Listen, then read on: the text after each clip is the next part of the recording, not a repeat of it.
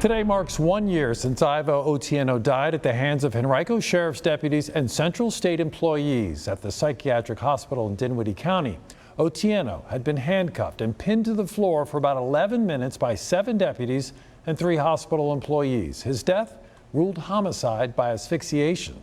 Before Otieno was taken to Central State, deputies brought him to Parham Doctors Hospital in Henrico during a mental health crisis on March 3rd. Police say at some point Otieno became physically assaultive, so he was arrested and taken to Henrico Jail West. 3 days later, he'd be transported to Central State, where he ultimately died. And we have team coverage today. Our Cameron Thompson looks at legislation aiming to honor Otieno's life and to get help for anyone experiencing a similar situation in a mental health crisis. But first, we start with our Tyler Lane. And Tyler, the family is speaking out on this anniversary. They've got plans to honor their loved one this weekend. Yeah, that's right, Bill. I'm live here at the Henrico Sheriff's Office. This is where Irvo Otieno sat in a cell for days before he was transported and ultimately killed. And while the sheriff here declined to be interviewed for our coverage today, we did get the chance to talk to his friends and family.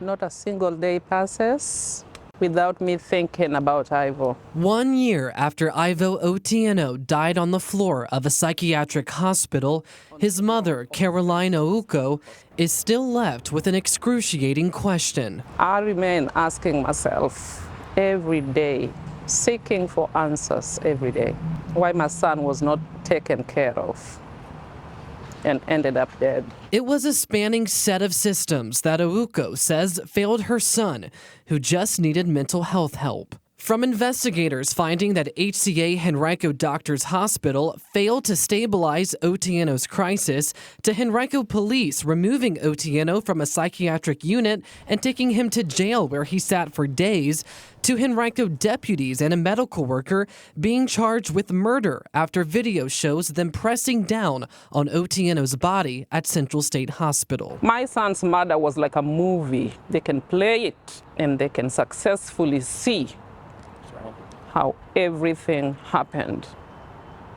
And there are many more that needs to be held accountable. That's why Ouko believes the U.S. Department of Justice needs to launch an investigation into Otieno's case. I am appealing to the United States justice system.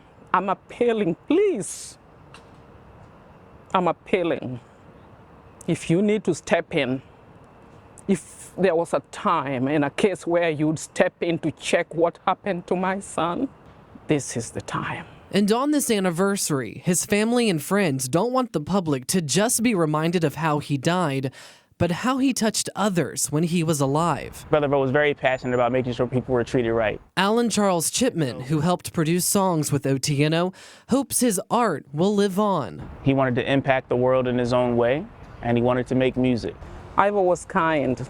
Irvo was gracious. Irvo was empathetic. It's those memories that push his loved ones to continue fighting for justice and change. If we couldn't save Irvo, let us make sure that this never happens to anyone else.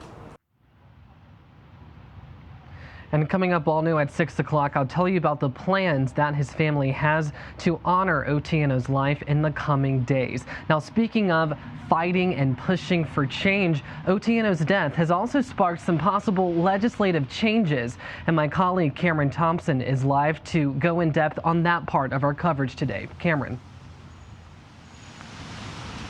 Yeah, and Tyler, for the last 2 months, Otieno's family and loved ones have been coming here to the General Assembly to work for that change and have had some success so far, but they say there is more to come. We will get to the bottom of what happened to you.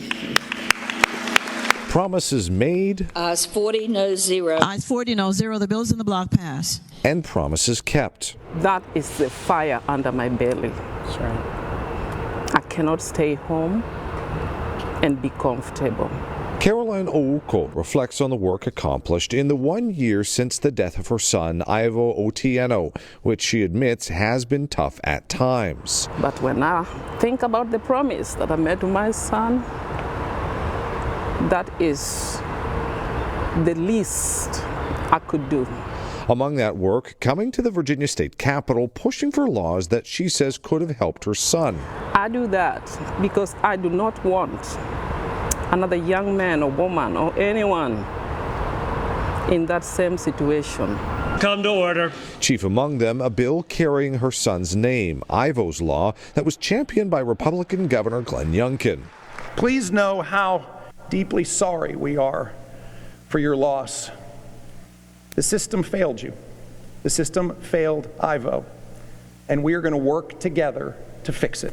The bill aims to ensure access for loved ones of people in mental health crisis, something Ouko says she was denied during Otieno's last time at the hospital. It was approved unanimously by both chambers. I think what it says is that a tragedy of this magnitude, where we see a solution, where you see an answer, everybody's on the same page. Yeah, we can do better. Otieno's loved ones say they've also been watching other legislation and support one to give time to find alternative transportation for people in crisis other than law enforcement, and had supported the original language of a bill that would have prevented assault charges against someone in a mental health crisis.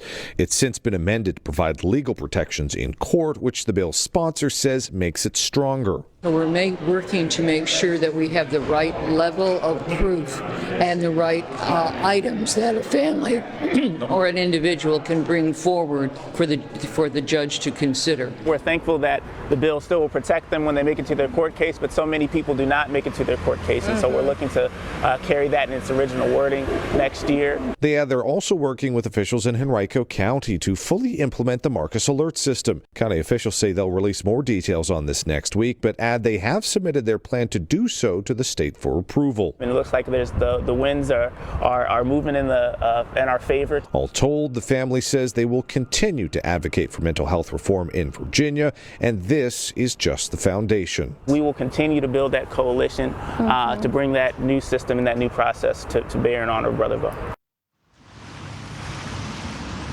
And the family says they are grateful for the work of the governor and the bipartisanship of lawmakers, saying because they have admitted that this is a problem, it is something they've been able to work towards fixing.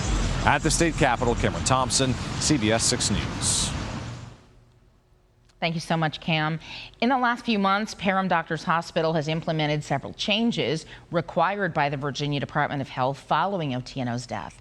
CBS 6 was the first to report that VDH investigators said Parham Doctors Hospital staff failed to provide necessary stabilizing treatment after Otieno was brought to the emergency department on March 3rd of last year.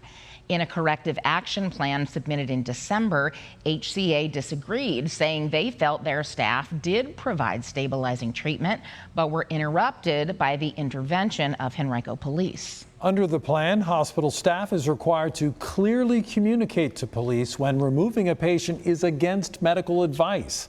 That includes explaining the risks and potential harm. It also calls for emergency department physician staff to complete crisis intervention and de-escalation training.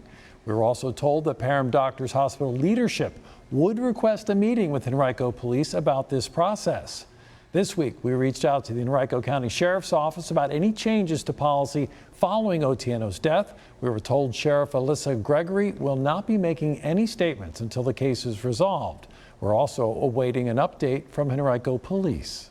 Ultimately, 8 people face murder charges in Otieno's death. That includes the 7 deputies and 1 Central State employee.